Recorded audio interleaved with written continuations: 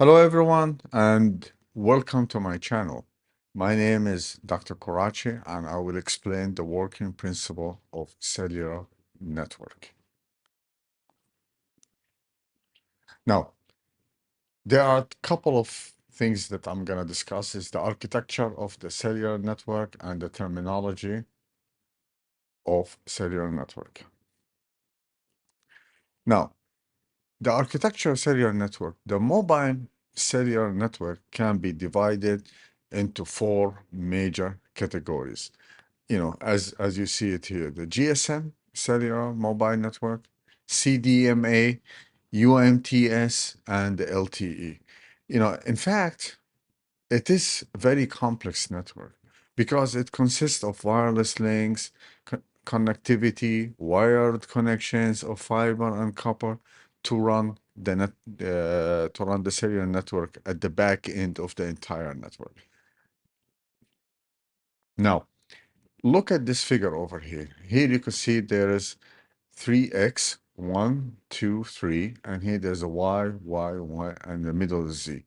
Now, uh, which means what? This shows a cluster of cellular network. The combination of multiple clusters over here, you see right here, consists of multiple cells, forms a network, which in this case, the wireless last mile network expansion continues on the cellular network environment, keep expanding, and which makes the entire network in a country or region called a cellular network, which, as we all know, it would belong to a specific telecom service operator.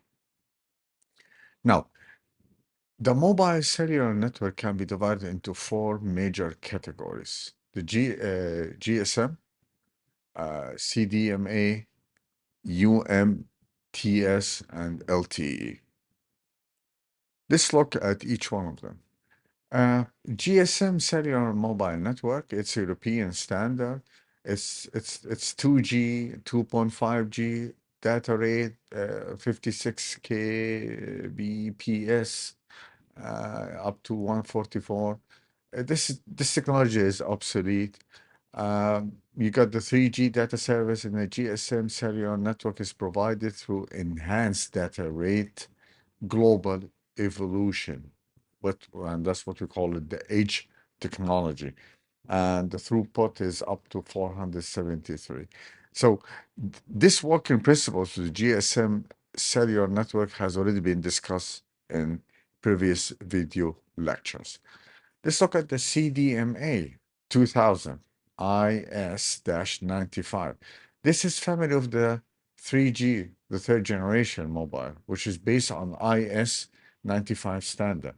Now, the 95 standard, known as a CDMA 1, that was the first commercial digital cellular network that uses something is called code division multiple access for voice and data transmission. Now, it offers higher data rates, better voice quality, and other enhancements. However, the data speed can be up to 2.4 megabit per second. Now, one key advantage I want to mention is about the CDMA is that its ability to provide higher quality voice communication, even in areas with the weak signal strength. Uh, this is because of the technology use of the soft handoff, which allows a mobile device to connect to multiple base stations at the same time, providing a more reliable and stable connection. Now, what is the disadvantage of the UTMS? Well, network compatibility issue with other cellular network like GSM. Very high infrastructure cost. The building of this type of network can be very expensive, especially in the remote areas with low population density. It has limited device availability because the devices for that uses the CDMA technology are less widely available than those supporting other network technology, which means as a customer, you have limited choices available for you to select mobile device. The technology is obsolete. That's the good news. And and it's being replaced by LTE and 5G. Now, the UTMS cellular mobile network, known as the 3G and 3G plus, the maximum data rate is the 384 kbps. It has higher data transfer speeds and improved than 2G. And it's being replaced by the 4G and the 5G. Now, one thing I would like to mention is that the one advantage of the UMTS is that allows faster data transfer speeds, enabling users to browse internet, um, stream videos, and use some other data-intensive application on their mobile devices. Uh, the UMTS also support multimedia messaging and video calls, which were impossible with 2G technologies. Now, let's look at the LTE. It's compatible with UMTS wireless network technology, known as Evolved Packet System. It has two subsystems working together. The first one is the UMTS, and the other one, the Evolved Packet Core. Now, the UMTS consists of release 5 and 6, commonly known as HSDPA and HSDPA Plus, which stands for High Speed Downlink Packet Access. And I'm sure if you've been using this type of mobile or this type of technology many years back, um, I'm sure you have seen it before. Now, this technology uses enhanced UMTS wireless network at the last mile communication. Now, as for the evolved packet core, this is the core network architecture used in LTE and 5G networks. It is a set of network functions and protocols that provide connectivity between the mobile devices and the internet, and of course, other networks. Now, you see, what's so special about LTE is that it plays a very important role in using IoT devices. Now, let's discuss some of the main features. The first one is a packet-based network. It resolves the problem of delay in the change of state of any mobile device present in the network. Now, the change of state of any mobile user takes less than 100 milliseconds, comparing to HSDPA and other older technologies. Now, it supports enhanced system of BTS, which is it's called enhanced node, E node. Now, base stations support gigabit Ethernet connectivity over copper or fiber. Every mobile device in LTE network has an IP address, comparing to GSM and UMTS, by the way. Now, the LTE network structure is very simple and efficient. Now, let's take a look at some of the terminologies used in a cellular network, and we can become a bit more familiar. Uh, the cellular network has multiple functionality and has multiple unique terms.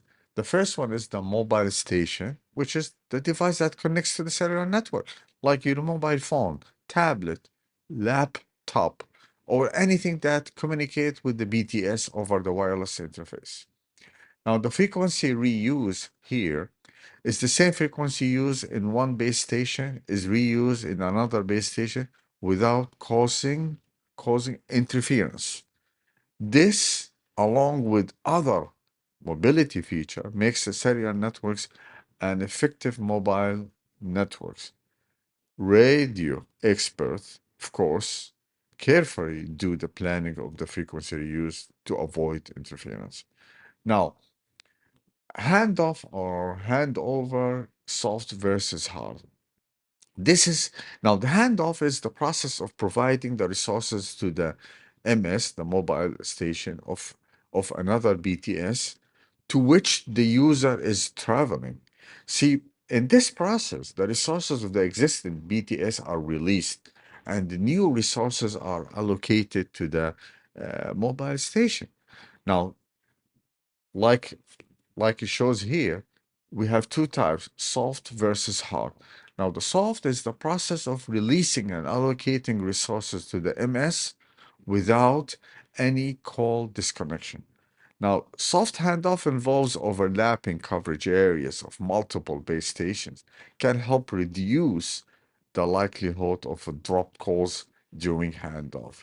Now, when it comes to the hard, this is the process of changing wireless resources allocated to the MS device by disconnecting the call from existing resources and reconnecting with the new resources. So, what does that mean? It means that during the hard handoff, the user may experience a brief interruption in a call or even data connection issue, but it should not result in a dropped call if the network is functioning properly. However, in some cases, if the handoff is not executed correctly due to a network issue, interference or some other factors, it will result in a dropped call. We all experience that. I'm sure about this. Now, the base transceiver station, BTS, this is extremely important part of the wireless network, and it can send and receive wireless signals using various technologies. Now, there are different channels are used for different types of communication, such as the voice calls, data, and other control functions. These channels have different names. Of course, it depends on a wireless technology being used. Okay, another terminology is here we have the radio network. In a cellular network includes mobile device, a connecting component, which is the BTS, and a controlling component like BSC. In LTE, the radio network contains MS and E node B, while in the GSM and UMTS networks, it contains mobile devices, base stations, and controllers like BSC and RNC. Now, the core network here consists of switching, authentication, location management, billing, routing, signaling, interfacing with other networks, and some other functionality. See, the core network sits typically at the centralized location and serves a wide area of service in the country.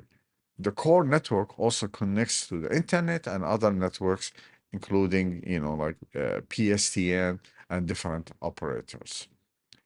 Air interface is the interface between mobile devices, you know, and BTS in a wireless radio network. There are different types of air interfaces in different technologies. Now, different technology use different protocols to control the communication over those interfaces. Now, however, the air interfaces play a very important role in performance, efficiency, and speed of any cellular wireless network. The cell, we discussed it many times, is the smallest area of coverage through a wireless frequency.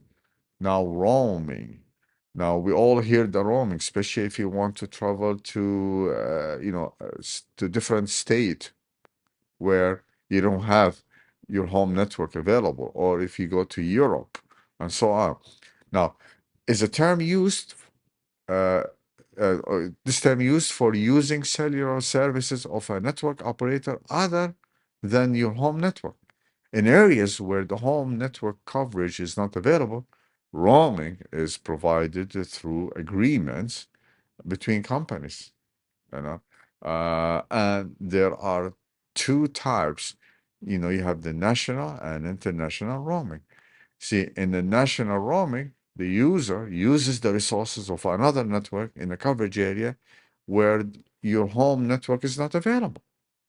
While in international roaming, if you travel from, let's say, for example, like from United States to Italy, you need to use the Italy operator services. And charges for roaming services are higher than home network services. Obviously, you should not do the roaming because it will cost you a whole lot of money. The cost of the minutes is so high, very expensive. Okay, so usually I strongly recommend that to go to one of those local cellular operator and purchase the SIM, assuming your phone is unlocked. Okay.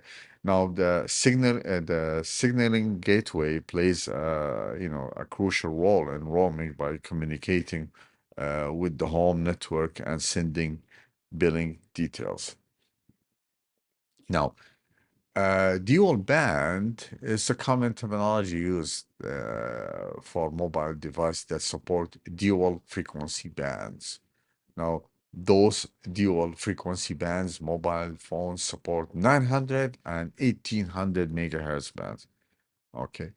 And they have, by the way, seamless handover of communication between those two frequencies. So there's no problem with the handover. The quad band refer to four frequencies bands, including the 805, 900, 1800, and 1900 megahertz. This is very commonly used in GSM networks. Talk time is used for length of battery power in the minutes. I'm sure when you buy a new phone, they would tell you 4 hours of talking time. Which means this is the total time the battery can support while either making or receiving voice calls. Network capacity terms used, this refer to number of calls that a cellular network can handle at the same time. Now, eh, the reality is this: the network capacity of any network is normally much lower than the number of subscribers of any particular operator. And this is the reference. Finally, thank you for watching.